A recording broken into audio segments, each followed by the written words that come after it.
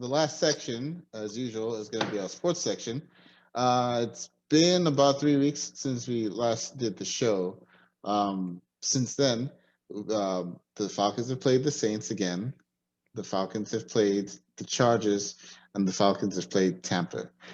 You want to walk us through what happened? Yeah, we got. It went down to the wire, so the Saints game was a fairly competitive game. You know, it did go down to the final, so we could say that one. I think Ryan unfortunately made a very bad play at the very wrong time, because we could have probably won that game if he hadn't done the intercept. We were going to win that game. But talking about the Saints game? The Chargers, yeah, the Chargers. The Chargers. Okay. Yeah, so the Saints one, it went down to the wire. It was just that. Yeah, no, I remember. So there was a 3rd and 2 in the red zone, I believe, and we handed it off to Todd Gurley, right? And instead of like doing like a a halfback dive, and even if you just get back to the line of scrimmage, right? It's still 3 and 2. It would be 4th and 2, 4th and 2. But instead, he ran sideways and then backwards. Ended up losing 7 yards in the run, so it became a 4th and 9. And this is like less than 2 minutes, or less than a minute actually. So it was like essentially final play of the game for us. Threw it into the end zone. Didn't get it, and and what sucks is he threw it to Julio Jones, and then did they intercept it? No, it was a turnover on downs, but I think he got pulled or something. Like might have, but Gage was wide open for the first down. Yeah, I think the problem is honestly, I think I'm going to say this. If Julio Jones wasn't in that play, we might have gotten that. It's just unfortunately when you got Julio Jones. Yeah, like the answer. It's like buzzer beating moment in a basketball game. You go to LeBron, right? Yeah. I know that the historical moments of like I think the Bulls went to, I can't remember the white dude's name. Instead of Jordan taking give it up to that dude, and that guy had an open shot because everyone was expecting Jordan. But generally, you go to your main man. Yeah. And so that didn't work out. That didn't happen. And then the second game, the next game, which was the Chargers game. Yeah. So well, are you going to talk about the final drive, or you want to ramp up to it? You ramp up to it. I'll talk about it. Okay. Well, no, I don't really have a ramp up, because the stuff that is sticking in my mind is the final 3 possessions, which was which were in the span of what, a minute? Yeah, it was Falcons interception, I think Chargers interception, or just the Chargers turnover. No, it was an interception. It was an interception. Yeah. And then we're down. It's tied. That's right. It's tied. And then we're going down, and then Ryan throws another interception. And my question is, were we at a point where we needed to actually throw the ball, or he could have still been I get it that Gurley wasn't doing. I think it was under 2 minutes. I don't think we had any timeouts, because I think we'd used them in the previous Chargers drive. I don't think we had any timeouts, and I think we're just trying to get into field goal position. Yeah. And then honestly, that one is you could credit it to a great defensive Chargers play. I'm gonna go ahead and say that was just a very bad throw. That was just a bad throw from Matt Ryan, because the thing is, though, if we had won that game, that defense would have won us that game, because they got the interception at the right time. Yes. But that would have definitely been a defensive win. Was it the second to last interception, or was it the last interception where the guy basically dove and jumped the pass to he jumped the coverage in a sense to intercept that ball? It was a really good interception by the Chargers defense. I can't remember if it was the final one. I think it was the last one. I think he just I think it was a great dive. And the last one was a really great dive. The second to last one was seemed like some kind of lob by Matt Ryan. I was like, what are you doing, dude? Yeah. So it's just okay. So that's the second game, and then the next game is, of course, is playing against the Bucks. By the way, Tom Brady has never lost to the Falcons, and I was hopeful that this year would be one game that he would lose to us, but nope, doesn't look like it. Maybe the last game. At this point, I don't want him to. right? You know, because I mean, you know me, right? No, I feel you. I'm yeah, like you too. I'm kind of like, because we both discussed this before. I think it was before the Tampa game. Where we're just like, all right, I'll go watch it. And if we win, I'll be ecstatic because yeah, I mean, shit. If we beat the Kansas City Chiefs, I'll be like, holy, okay. You know, yeah. that'd be great. You know, whatever. You But should have been playing like this since get go. but for me, right? I'm not usually someone who's like tank for this person, or tank for that person. But at this point, we are in a position for a top 4 pick, and we For aren't doing us as anything. fans, us losing will be beneficial in regards to the draft, but those players aren't going to purposely tank. Oh, of course. You know, Yeah. so I always tell people, I was like, I will never root against my team. I just can't. So I'll never root for them to lose, but if they lose, it'll be like, okay, that's cool. I mean, not cool, but you know, all right, whatever. That's just another day at the office. Yeah, I will not be mad if they lose these last 2 games. I really won't. Like I'm out of mad. Yeah, I think. Yeah, honestly, this last game was the most frustrating game to me. Matt Ryan had a good first half. So the defense, both seem to not realize that there's a second half in the game.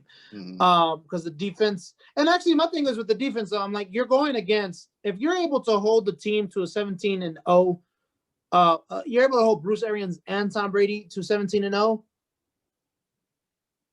Yeah, if they score again, that's understandable. But you have put the offense in a position where now they can run the clock just as long as they don't have 3 and outs. So what happens? They score, then the Falcons come back and score. And you're like, okay, this isn't going to be like a normal game. And then they score, and then we get 2, 3 and outs. They score again. I think they score after both, no? Or is there one of them they scored after both. And they scored on both of them. Yeah. And then then they tied the game. So it was because I think at one point it was what, 24-7. Yeah, we were leading by 17 points. They 3 out and outs for us. They score on each of those drives. It's 21-4. We stop them and we keep them at a field goal. Then they get that field goal, so now it's tied. It's 24-love. And then the Falcons eventually go down and they get 3 points. And I'm like, all right, cool. Y'all did that part. Why the hell weren't y'all doing that before? Like, look, Koo is the team MVP. He's the team MVP, and also Koo is basically probably sitting there like the same way Matt Bryant was sitting there during the Super Bowl, like, yo, I can do stuff too. I'm good at what you asked me to do. Like, I've only had, 2 missed field goals this year? Maybe a little bit more, maybe 3? I don't know. No, definitely not 3. So it's probably only been 2, and I think he's only missed 2 extra points. Yeah. So my thing about Koo, you know, unlike Matt Bryant, I think this is actually a good year for Koo. The reason why I say unlike Matt Bryant had good years, but he had it in years where we should have, you know, won the whole thing, and then we don't. So that sours Matt Bryant's, you know, year. Whereas, but is that his fault? No, I'm not saying it's his fault. I'm saying to be able to actually enjoy it. Whereas I feel like Koo, on the other hand, can enjoy it a little more. Exactly. I think by like week 7 or whatever, I think it was pretty clear that we weren't going to do anything this season. Yeah. So now this is about build up your personal stats, and I think it's been a really good year for. And also, I think the Falcons are just the good thing. He's a silver line. So it's not the end of the season, but it is. Obviously, it's been the end of the season for us for like the last 2 weeks, anyways, because we got eliminated officially last week against Chargers. Yeah. So it's just, which I didn't understand, by the way. In placement, we're 4-9, and so we're we had the same record as the Carolina Panthers. But why were we eliminated first, but the Carolina Panthers weren't, and they were in 4th place while we were in 3rd? Conference record. So the thing is, the team that because that was 4-9, so 3 games left. The team that was holding the 7th seed had 7 wins. So the Panthers could conceivably win out and then get win out 7 and 9. Yeah, 7 and 9 and tie that team if that team lost out, and they would. That would have been hilarious though if they had gone. They would have been 4th place in our division, but they still would have gotten the 7th seed. Like if we won out and they won out, and then they got 7th seed. Yeah, because they wouldn't have been the 4th place at that, because at that point they would have leapfrogged us. because we only had two more Division ones? conference games at Oh, that okay. at that time. Whereas I think all three of the Panthers remaining games were conference games, so they would have flipped the Eventually tiebreaker. leapfrogged. Okay. Yeah, That makes sense. Yeah, that was confusing to me. But anyways, yeah, look, I got in a little argument with some people on Twitter's because I said, look, I get it's so damn annoying when people blame Matt Ryan for the faults of every player on our team. Mm. So blame him for everything when it's not his fault. I get that. I understand that frustration. I'm with you on that because I think Matt Ryan is the best quarterback this team has ever had. Franchise leader. We honestly look. There's no guarantee we'll get another franchise quarterback once Matt Ryan is gone. It might take a few tries before we get one. It doesn't always happen that way. You know, look, the Indianapolis Colts thought they had an easy transition from Peyton Manning to Andrew Luck. Luck, yeah. Didn't turn out that way. Now they're dealing with what's his name? Jacoby Brissett was last year or something like that. They're with Rivers now. And now it's Rivers, and then Rivers ain't gonna be there forever. Rivers is only gonna be there for. He's old. Honestly, I would not be shocked if Tom Brady probably won't retire because he's just hard-headed, but I won't be shocked when both Brees and Rivers retire this year. I think they will. I think they Brees, both. Really? Dude, you can't keep getting injured for a significant chunk of your of playing time, especially and you get hurt. Their seasons would be different if Bridgewater hadn't won all those games while he was out, and if this year what's his name hadn't won all Taysom Hill. Taysom Hill hadn't won all those games when he was out, and then look what happens when you come back. Yeah, it's the Kansas City Chiefs. Yeah, but you lost.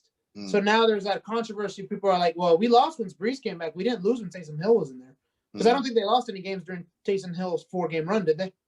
Yeah, Eagles. They lost to the Eagles. Jalen Hurts' first game. Yeah. Oh, okay, yeah. So it's just like it's. So I think he's about done. Well, we'll see after the end of the season. We should probably get a Saints fan in here one of these days. He'll probably talk a lot of shit, but we probably want to get his opinion. I mean, they're gonna be in the playoffs, right? So we can do a playoff. Yeah, we will. Invite one to talk about. We'll definitely do that. But yeah, man, that last drive on this Tampa Bay game. Yo, Matt Ryan took a self-sack, in my opinion. Like, and then I feel like, and I understand why he would. And I feel like he threw in the towel in that game because he's just like, yo, dude, I'm not enjoying this. I'm not having fucking fun. I didn't see it the same way. I know the exact play you're talking about, and I didn't see it the same way. When I saw it happen, I literally thought I saw his feet get like tangled. No, I didn't see that. It honestly felt like his feet did this. Like he did that. Yeah, so it was maybe at that point I'm angry and I'm not. Maybe I'm not gonna go back to the highlights to see this game because I just don't do that for games that we lose. So he was in the pocket and he's like moving around, and the Tampa defensive line was like closing in on them, and Matt Ryan like does this and he's like stepping and he hits into his offensive lineman. And you can see him almost kind of like, like people who don't know how to dance with their two left feet. You can see him almost kind of like get crossed up.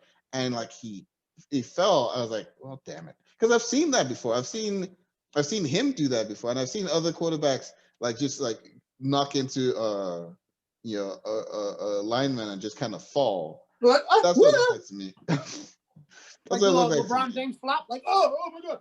Yeah, but except there's no flag for that. Yeah, I mean, maybe at this point it's just I'm upset, but at the same time, honestly, I don't blame him as much as the thing is, though, I guess it's kind of one of those questions. Like, look, you have an unimaginative OC who seems to be having issues with adjusting. Which honestly, I'm not gonna lie, Dirk Cutter not adjusting to the second half actually kind of made me sour out on them giving Raheem Morris a full try, which at that point, honestly, up until the Chargers game, even with the Saints losses, I still think Raheem Morris should get a full season, a full off season and a full season.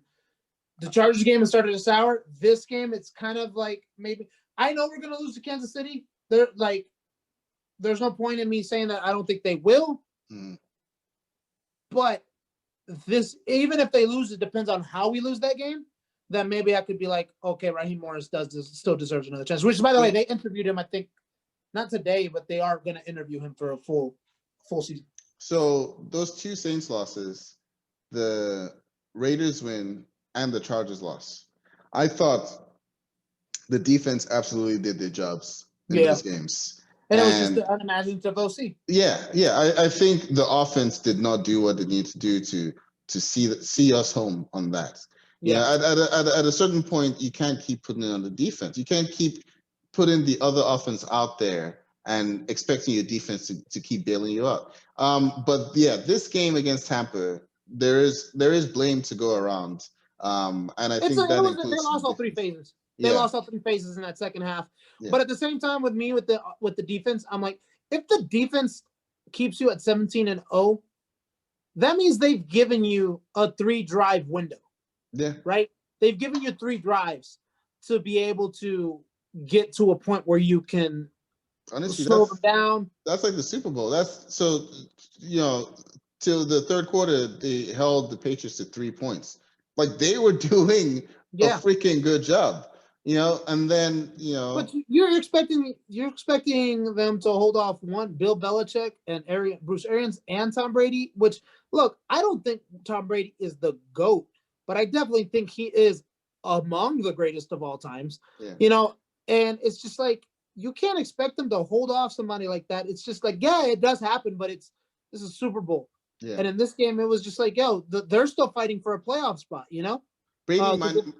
Brady might not have the best athleticism, right? He's definitely no Lamar Jackson or Mahomes and all that stuff. He's he's intelligent though. Yes, one thing Brady has is that football IQ that we always hear about. Yeah. I used to be a big believer that all of Brady's success, and I mean all, is due to Belichick. I think even though they're not, like just destroying the entire league, I think this season has shown me that Brady has some of that in himself, that football IQ. And also Bill Belichick not having a great season with Cam Newton, where honestly, I thought him getting Cam Newton, I was like, they're going to have a phenomenal season together. It shows that, I think what it was with them both, it was just they both did a great job. Yeah, it's kind of like you cook, right? Mm-hmm. So, imagine maybe there's a certain dish that there's this one spice that happens to make that dish perfect. That one spice can still go to another dish, and it may not be as perfect, but it'll still add a little bit of pop to it, right? Mm-hmm, mm-hmm. That's basically what Tom Brady is. He's that one spice, the one ingredient that with Bill Belichick, they just created a magical dish. But with Bruce Arians, they're making a really good. That's still a 4-star restaurant kind of dish. They're still doing what they're supposed to do. Yeah. So it's just kind of like Tom Brady does have a lot to do with it. So but there's one thing that your dish comment made me think of.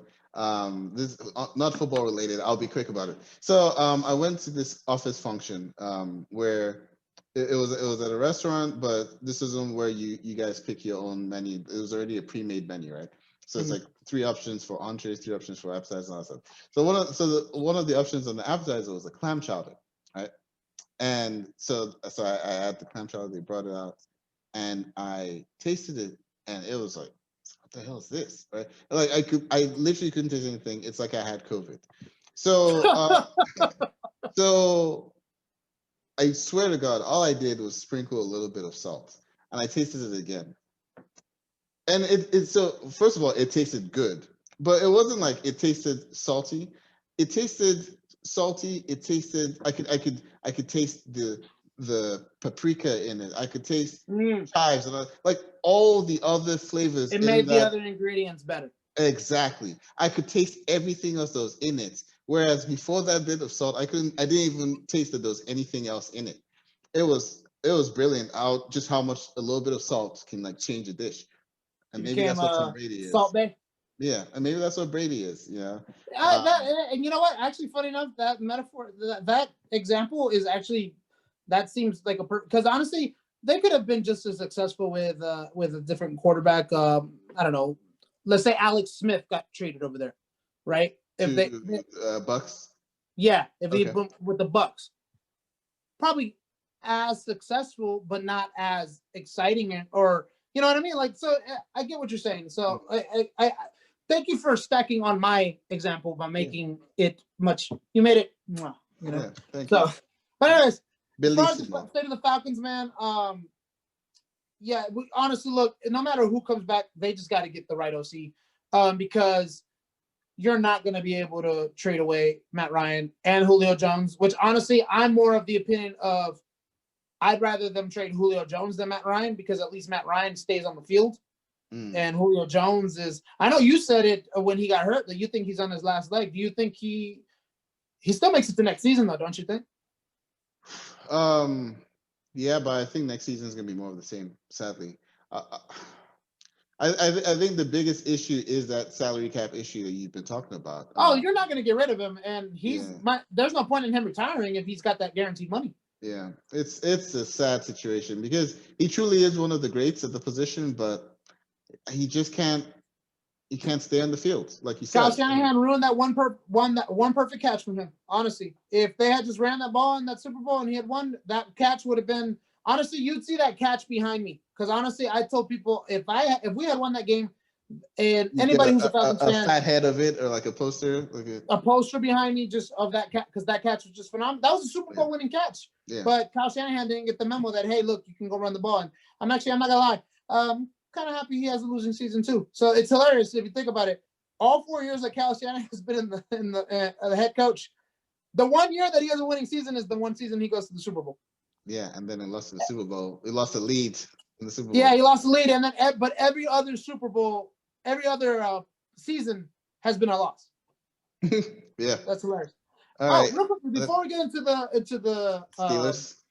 Yeah, I want to talk about the Steelers. Mm-hmm. So I was gonna ask you. Already answered this, but I want you to answer for the people. Steelers, all filler, no killer. All filler. All filler. All filler, no killer. Yeah, I mean we talked about it on the show. I'm fairly certain we did. This is when they're like 9-0 or 10-0, whatever the record was, and I said that they are they have a perfect record. They have a perfect record, but they don't look like it. Yeah, like they don't. And you know what's funny? Roethlisberger said that. I think it was after which game when they went 11-0. I forgot what game they went 11-0. I think it might have actually been against the Bengals. I think so. And he said, "We won, but it doesn't feel like we won." Yeah. I think it was after that game too that like I was talking to you about it. I was like, this team does not look that good. I don't know how they're perfect. And yeah, boy, is it showing. It is. It really is. And then and it's just like one thing that I said is like I feel like, because I don't know if you're hearing how they're talking about him now, after a 3 losing streak, because I haven't paid attention to what the pundits are saying, but I'm pretty sure it's not going to be the same as if it was like, let's just say the Atlanta Falcons had gone on 11-0, and then all of a sudden we had a 3-game losing streak. They would have been pounding them. I don't know if that's what they're doing with the Steelers, because the reason I say that is because when they were on 11-0 against the only team that has a winning season it's 3 teams that they've played, and 2 of them they've won against. Oh, so 3 of the teams that they've played against so far have a winning record. Yeah, currently have a winning record. Cleveland Browns. Okay. And the Baltimore Ravens. They swept the Ravens. They might lose to the Browns in the last game. That's impressive. And the Browns, if the Browns win out, will win the AFC North, because now they're only a game behind the Steelers. And since the last game is between those 2 teams, the Browns could win out and win the. Honestly, if the Steelers lose against the Colts, that game will probably be flexed to the Sunday Night Football game. Oh, Browns and Steelers? Yeah. Oh, hell yeah. I'll watch it. Oh, wait. What's this? Why is it at 8:20? It's on CBS at 8:20. Saturday. Oh, that makes sense. Okay, so it's already a Saturday game. Wait, the Browns and the Steelers? No, it's a Sunday game. I Yeah, don't know. there's They're not. no, It's my there's no, Wikipedia is saying something weird.